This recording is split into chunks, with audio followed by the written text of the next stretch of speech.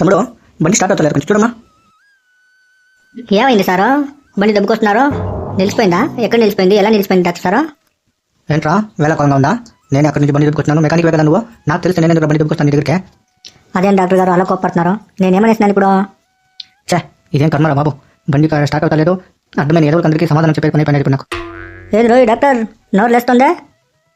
తగ్గు మాటలు జాగ్రత్తగా రాని, లేకపోతే బాగుండేదా? ఎంత అహంకారం నీకు, చీప్ ఫెలో. స్కూల్ మొగమైనా చూసావా నువ్వు? అలాంటిది డాక్టర్ నేను, నన్ను నువ్వు ఇంతలా అవమానపడుతున్నావా? అసలు నువ్వు డాక్టర్ అయితే ఎవడు గొప్ప? ఏంటయ్యా నీ గొప్పతనం? నా పైన అరుస్తాండవా?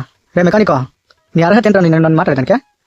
సరే నా అర్హత గురించి ఒకసారి మాట్లాడానుకో బాగోదు. ఇదిగో అబ్బాయిలో అప్పటి నుంచి చూస్తున్నాను, మీరెందుకు ఇలా గొడవ పడుతున్నారు? చూడు పెద్దయినా, ఆఫ్టర్ మెకానిక్ వీడు నా అర్హతని ప్రశ్నిస్తున్నాడు. వీడు డాక్టర్ అయితే నాకేం పెద్దయినా? వీడికి నాకు ఏం తేడా? అయితే సరే, మీ ఇద్దరు మీ పని గురించి చెప్పండి. మీలో ఎవరు గ్రేట్ అనేది నేను మీకు చెప్తాను. ఒక మనిషికి తుమ్ము వచ్చినా, జ్వరం వచ్చినా, దగ్గు వచ్చినా, ఏదైనా రోగం వచ్చినా నా దగ్గర వస్తారు. నేనే వాళ్ళని ట్రీట్మెంట్ చేసి ఇంజక్షన్ వేసి బాగు చేస్తాను. ఓ బండి స్టార్ట్ కాకపోయినా, లేదంటే స్టార్టింగ్ ట్రబుల్ వచ్చినా, లేదంటే మైలేజ్ రాకపోయినా, పికప్ రాకపోయినా ఆ బండి నేనే రెడీ చేస్తాను. ఒక మనిషి బతుకున్నప్పుడే వాడి బ్రెయిన్ కానీ గుండెని కానీ కోసి క్లీన్ గా ఆపరేషన్ చేసి ఏం ప్రాబ్లం ఉందో దాన్ని ఫిక్స్ చేసి కరెక్ట్ గా మంచి ప్రాణాన్ని నేను కాపాడుతాను. వీడు ఆఫ్టర్ మెకానిక్. అదే ఒక బండి రన్నింగ్ లో ఉన్నప్పుడు ఇంజిన్ లోకి చెప్పితే ఏదైనా రెడీ చేస్తాడు మడవ. ఓసిని ఇంతేనా? బతికిండే వాడికి ఎవడైనా చేస్తాడు డాక్టర్.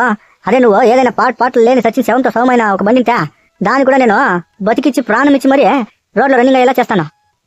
ఆపండ్రా అబ్బాయిలో, ఇకపై జగడం ఆడుకోకండి. ఇద్దరు వృత్తిలో వాళ్ళ వృత్తిలో వారు ఆడి తేరిన వాళ్ళే. ఇదిగో డాక్టర్, నీ వృత్తిలో నువ్వు గొప్పవాడు అవ్వచ్చు, అలాగని వీడు తీసిపోడు. ఇదిగో మెకానిక్, నీ వృత్తిలో నువ్వు పెద్దోడు అయిండొచ్చు, అలాగని డాక్టర్ ఏమాత్రం నీలో తీసిపోడు. మర్యాద అనేది వ్యక్తుల మధ్యకే కానీ వృత్తుల మధ్య కాదు. సారీ పా మెకానిక్ తమ్ముడు, బండి స్టార్ట్ అవ్వలేదన్న ఒక టెన్షన్ లో ఏదేగా మాట్లాడేశాను, నాకు క్షమించబ్బా. మీరు కూడా నన్ను క్షమించండి డాక్టర్. ఏదో మీరు అలా మాట్లాడేశానని కోపంతో అలా మాట్లాడేశాను, క్షమించండి డాక్టర్.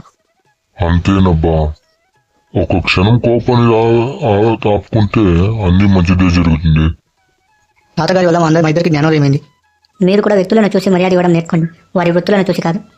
ఇలాంటి వీడియోస్ మీకు మరిన్ని కావాలనుకుంటే మన ఛానల్ని సబ్స్క్రైబ్ చేసుకోండి. అలాగే ఈ వీడియోని మీ ఫ్రెండ్స్ అండ్ ఫ్యామిలీతో షేర్ చేసుకోండి. ఫస్ట్ ఈ వీడియోకి ఇప్పుడే లైక్ చేసేయండి.